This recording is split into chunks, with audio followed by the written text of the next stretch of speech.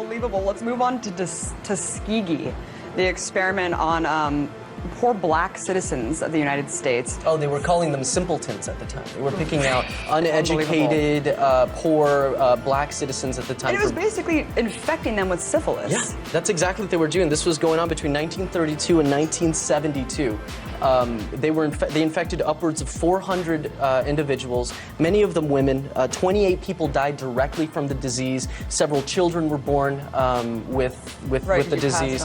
Of course, and it was horrible what they were doing to them. They were telling these people that, we're looking into this mysterious new disease. Many of them didn't even know what was going on. They were told that they were being administered an antidote, but really they were just given aspirin.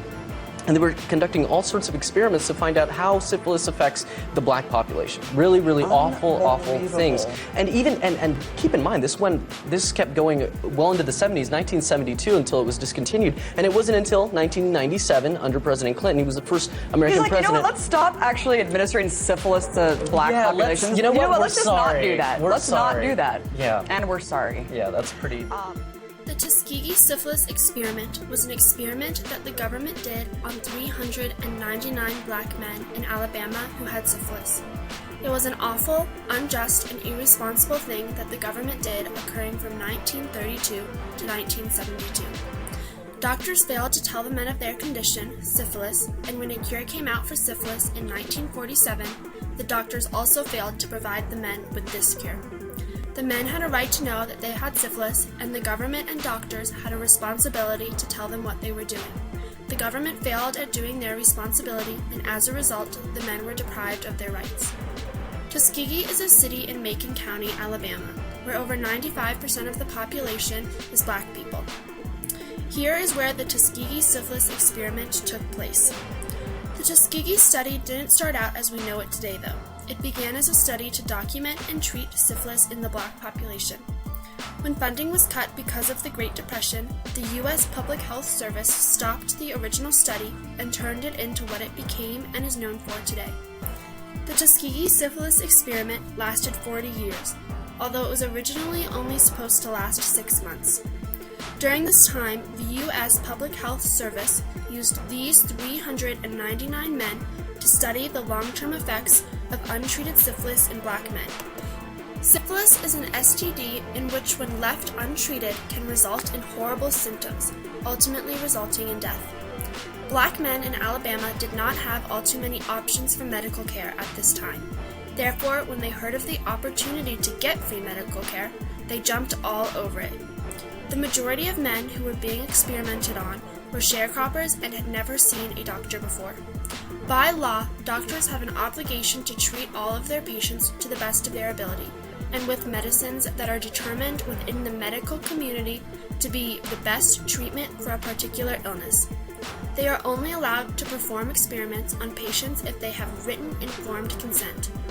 Written informed consent requires that the patients be told that they are part of an experiment and that they may not be receiving the best drugs for their illness, and they consent to the participation after being told and understanding all of the risks.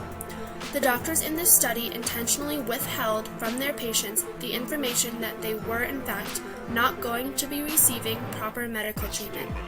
On top of this, they never even told their patients of their actual condition, instead saying they were in for bad blood.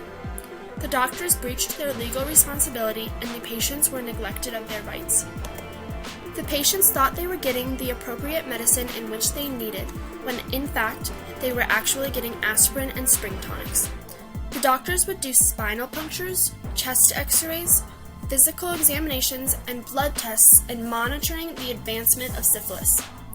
The patients were so much as bribed with free hot meals if they were to return annually for these checkups. The free hot meals and thought of free medical care with underlying deception did not make up for the horrible symptoms of syphilis that the men suffered.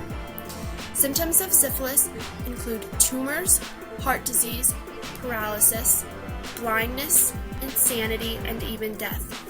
In 1947, penicillin came out as a cure for syphilis, but disregarding the men's rights, the doctors did not do their responsibility in giving the men this easily accessible cure.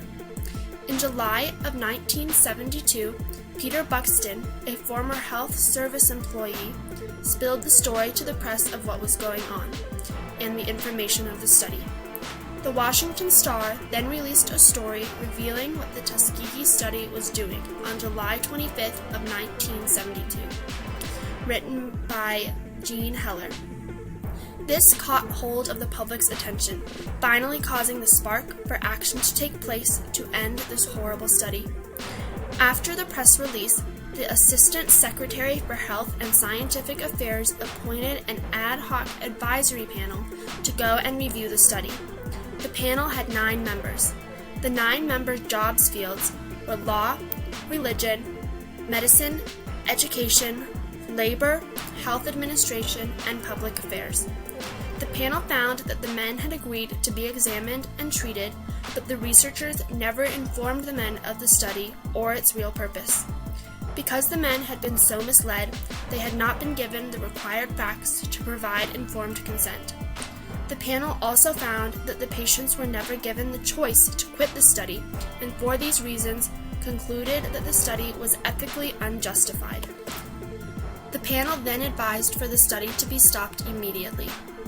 In November of 1972, the Assistant Secretary for Health and Scientific Affairs announced the end of the study. A year later, in the summer of 1973, a lawsuit was filed on behalf of the patients. The lawsuit was concluded in 1974, and a $10 million out-of-court settlement was agreed on. The settlement also included that the U.S. government promised to give a lifetime of real medical benefits and burial insurance. In 1975, the benefits were extended to the wives, children, and widows of the patients, and in 1995, the benefits also established inclusion of healthcare. Although the program was shut down and the families were provided benefits, it wasn't near worth it or enough. 28 of the men involved died of syphilis. 100 of the men died of related complications. 40 of the men's wives had been infected, and 19 of their children had been born with congenital systems.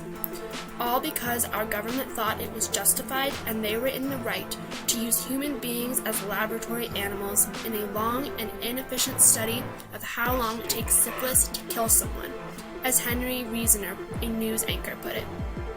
Because the government failed their responsibility and deprived these men of their rights in treating these men, informing them of their illness, and treating their illness, the men involved not only suffered horrible physical outcomes, but them and their family were left with huge emotional distress as well as regarding with what happened to their loved ones, a discomfort that lives on for generations.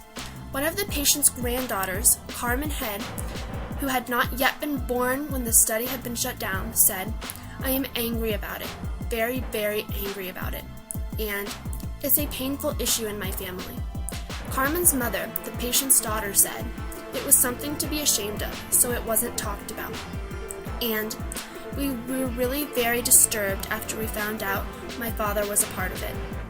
The thought of your father being used so inhumanely in a study and the consequences he paid for the act he was not in the wrong for, but the government was, is just unimaginable. The physical expenses the patients and their loved ones faced are horrible, and the emotional ones should not be disregarded either, as they are just as unfortunate and unjust. Although the majority of our country felt this a horror and a shameful time of our country, one of the doctors, John Cutler, disagreed and stood next to what he did, saying, "These individuals were contributing towards the health of the black community, rather than simply serving as guinea pigs for the study." And when talking about the deprival of the cure penicillin, he said, "It would be undesirable to go ahead and use large amounts of penicillin to treat the disease because it would interfere with the study." He may think that what he and his colleagues did was justified, but the president at the time, Bill Clinton, strongly disagreed. On May 16, 1997, in the East Room of the White House, he made a public apology regarding the Tuskegee syphilis experiment. Done cannot be undone, but we can end the silence. We can stop turning our heads away. We can look at you in the eye and finally say, on behalf of the American people, What the United States government did was shameful, and I am sorry. This study opened the entire nation's eyes, including the president's, and will go down in history as one of the worst experiments our government performed. It will be remembered in time and will stand out as something to look back on and make sure we progress and not regress back into these types of deprivation of rights and failed responsibilities. The president's apology did not make up for the horrors that the government performed on these poor men and the tragedies they faced because of it. It does not change the fact that these men were completely deprived of their rights, and the government completely failed in doing their responsibility to treat humans as humans, not as lab rats. All in all, what was done was disturbing and disgusting, and violated the rights and responsibilities given in our Constitution.